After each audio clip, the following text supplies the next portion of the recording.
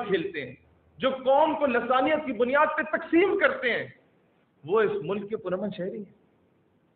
اور جو ملک کو فرقہ واریت کی دلدل میں دھکیلنے کی کوشش کرتے ہیں وہ پرامن شہری ہیں۔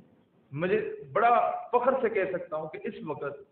پاکستان فرقہ واریت کو شکست دینے میں کافی حد تک کامیاب ہو چکا ہے،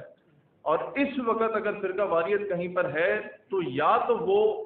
خنجرات سے کے علاقے سے شروع ہوتی ہے یا وہ گوادر میں جا کے ختم ہوتی ہے، اور یہ لوگوں کو سمجھ جانا چاہیے اس قوم کو کہ سی پیک کا روٹ ایک جگہ سے شروع ہوتا ہے دوسری جگہ سے ختم ہوتا ہے۔ دشمن آپ کو ڈی سٹیبلائز کرنے کی کوشش کر رہا ہے، پاکستان مخالف قوتیں آپ کے ملک کو فرقہ واریت کی دلدل میں دھکیل کر آپ کے ملک کو ڈی سٹیبلائز کرنے کی کوشش کر رہی ہیں۔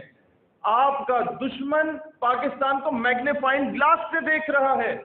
آپ کا دشمن موقع تلاش کر رہا ہے کہ پاکستان کوئی ویک پوائنٹ دے اور انٹرنیشنل اسٹیجر پہ کوئی اس طرح کی قرارداد لے آئی جائے کہ پاکستان کے نیوکلیئر ایسٹس کو ختم کرنے کی بات کی جائے۔ آپ وہ واحد ریاست ہیں جو پوری دنیا کو چپتے ہیں صرف اس وجہ سے کہ you are the only homeland after Medina پاک which was made on the name of Islam، صرف اس وجہ سے کہ you are the only homeland, the only country in the entire Muslim world جس کے پاس ایٹمی قوت موجود ہے۔ لیکن اب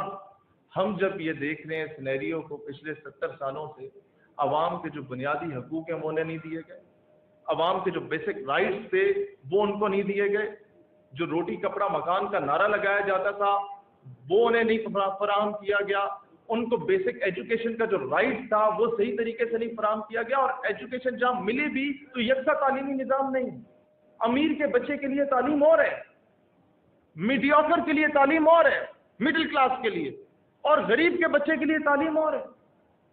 جو یہ او اے لیولز کے سکولز ہیں جہاں بڑے بڑے بیوروکریٹس کے بچے، بڑے بڑے بزنس مین کے بچے، بڑے بڑے آفیسرز کے بچے پڑھتے ہیں،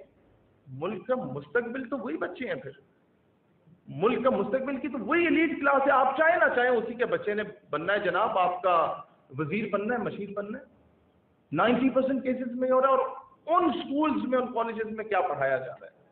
سوالیہ نشان یہ ہے کہ کون سا تعلیمی نصاب پڑھایا جا رہا ہے جو کسی دور میں محمد بن قاسم پڑھایا جاتا تھا، آج کیوں نہیں پڑھایا جاتا؟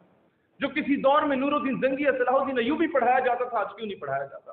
جو کسی دور میں افواج پاکستان کے شہداء پر پورے پورے آرٹیکلز پڑھائے جاتے تھے، آج کیوں نہیں پڑھائے جاتے؟ Directly indirectly Islamic norms, culture and tradition اور پاکستان کی آئیڈیالوجی کو ایکسکلوڈ کیا جا رہا ہے آپ کے تعلیمی نصاب سے، اور اس کی سب سے بڑی وجہ کیا ہے؟ کہ آپ مقروض ہیں۔ جب آپ کو کوئی قرض دیتا ہے تو وہ آپ سے ایکسپیکٹ کرتا ہے کہ آپ اس کے جوتے بھی پالش کریں، اس کی گاڑی پہ بھی کپڑا لگائیں، اور وہ آپ کو لات بھی مارے، you should not be able to speak against him, آپ کی جرات نہیں ہونی چاہیے بات کرنے کی۔ تو اس کا سلوشن کیا ہے؟ میں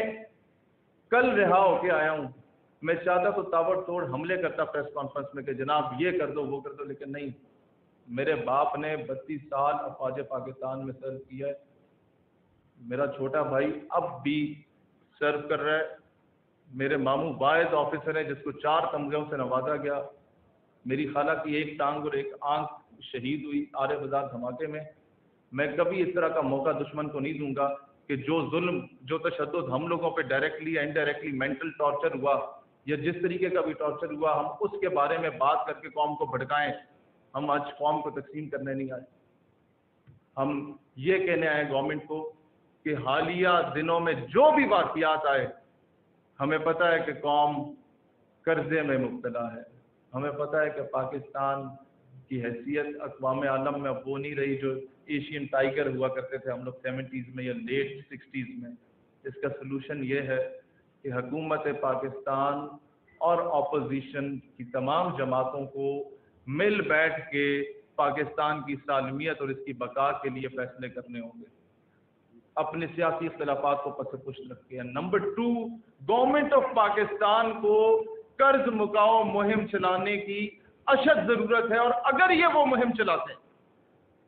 میں کہتا ہوں عمران خان آج اعلان کرے کہ میں اپنے 300 کنال کا بنی گالا کا پلاٹ بیچنے کو تیار ہوں، اس کے پاس یہ ایک لیگل ویو ہوگا کہ جب یہ کر دیا تو اب نواز شریف کے رائیونٹ کے محل کی قومی خزانے میں جمع کرایا جائے۔ اب زرداری صاحب کے بلاول ہاؤسز بھی قومی خزانے میں جمع کرائے جائیں، کسی نے بھوکا نہیں مرنا۔ اور قوم کی کیا عزت رہ جائے گی جب دنیا میں ہمارے لوگ جاتے ہیں، انہیں بھکاری کی نظر سے دیکھا جاتا ہے، انہیں منگتے کی نظر سے دیکھا جاتا ہے، انہیں دیکھا جاتا ہے کہ شاید یہ بھی کچھ کھول لے کیا۔ گورنمنٹ ایک فنڈ ریزنگ کا پراپر بینک اکاؤنٹ بنائے۔ میں وعدہ کرتا ہوں اسلام آباد کے جن چوک چوراہوں پہ بیٹھ کے ہم لوگ دھرنے دیا کرتے تھے نا ملک مخالف قوتوں کے خلاف، اسلام مخالف قوتوں کے خلاف، انہی چوکوں میں بیٹھوں گا، میرے بھائی بیٹھیں گے اور ہم بھیک مانگیں گے قوم سے کہ اس قوم کو آباد کریں، یہ قوم خود مختار بنے، یہ قوم اپنے فیصلے خود کرے، یہ قوم انٹرنیشنل پریشر سے نکلے۔ یار ہماری انٹرنیشنل سطح پہ کیا عزت رہے گی اگر ہم لوگ کسی کے کہنے پہ اپنے فیصلے کر رہے ہیں، اگر ہم لوگ کسی کو راضی کرنے کے لیے اپنے ہی لوگوں سے اس کے دستوں گریبان پڑے ہوئے ہیں۔ یہ قوم تقسیم ہو چکی ہے اور دشمن نے کوئی موقع نہیں دیا فرقہ واریت پھیلانے کا، دشمن نے کوئی موقع نہیں چھوڑا فرقہ واریت پھیلانے کا، اور نہ ہی کوئی موقع چھوڑا ہے آپ میں لسانیت کا بیج بونے کا۔ ہم لوگ چھوٹے موٹے مسکرینٹس کو پکڑ لیتے ہیں،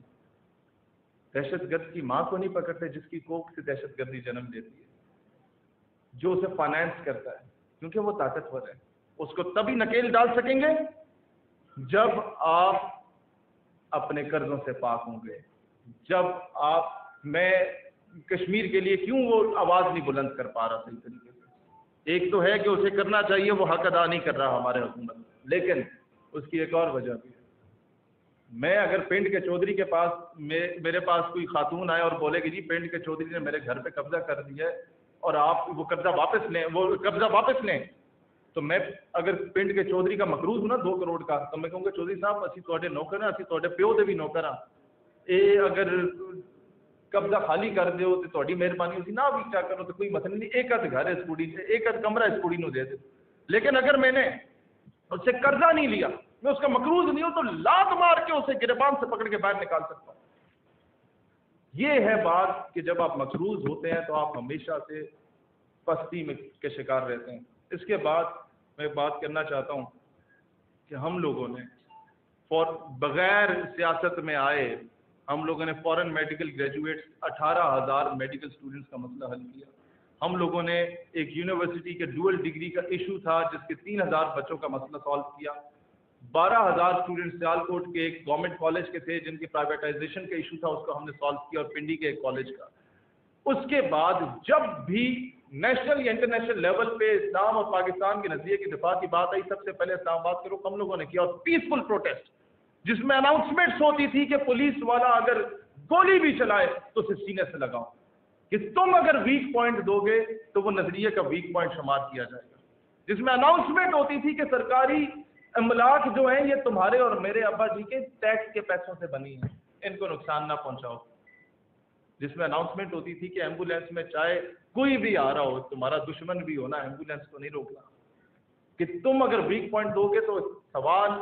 آپ کی آئیڈیالوجی پہ اٹھے گا، اور ہم نے اس طرح کا نہیں ہونے دیا۔ سیکنڈ تھنگ، ہم لوگوں نے اب 10 سال کی طویل جدوجہد کی، یہ قوم مایوسی کا شکار ہو چکی ہے، اس قوم کو کوئی پولیٹیکل لیڈرشپ ایسی نہیں مل رہی جو قومی یکجہتی کی بات کرے، جو قومی سلامتی کی بات کرے، جو ملک کو یکجا کرنے کی بات کرے۔ تو ہم لوگوں نے کل جیل سے آتے ہی تفصیلی ایک اجلاس بلایا اپنے آرگنائزیشن کا، اور ہم نے کہا کہ قوم کو ہم بہت جلد انشاءاللہ تعالی وہ خوشخبری سنائیں گے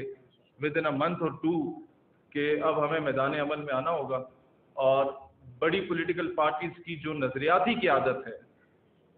جو بڑی پولیٹیکل پارٹیز کی نظریاتی قیادت ہے، جو ہمارے ساتھ لائک مائنڈڈ لوگ ہیں، وہ رابطے میں ہیں۔ انشاءاللہ آپ کو 27ویں رمضان المبارک کو ہی موسٹ پروبیبلی جس دن پاکستان ہمارے سے وجود میں آیا اس پاک کا رات کو آپ کو نظر آئے گا کہ بڑی بڑی وٹیں گریں گی، بڑے بڑے تخت اچھالے جائیں گے، بڑے بڑے تاج اچھالے جائیں گے، اور انشاءاللہ تعالی آپ کو نظر آئے گا کہ بانیان پاکستان، جن لوگوں نے پاکستان بنایا تھا،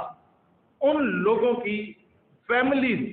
آپ لوگوں کو ہمارے دائیں اور بائیں بیٹھی نظر آئیں گی۔ آپ لوگوں کو نظر آئے گا کہ وہ لوگ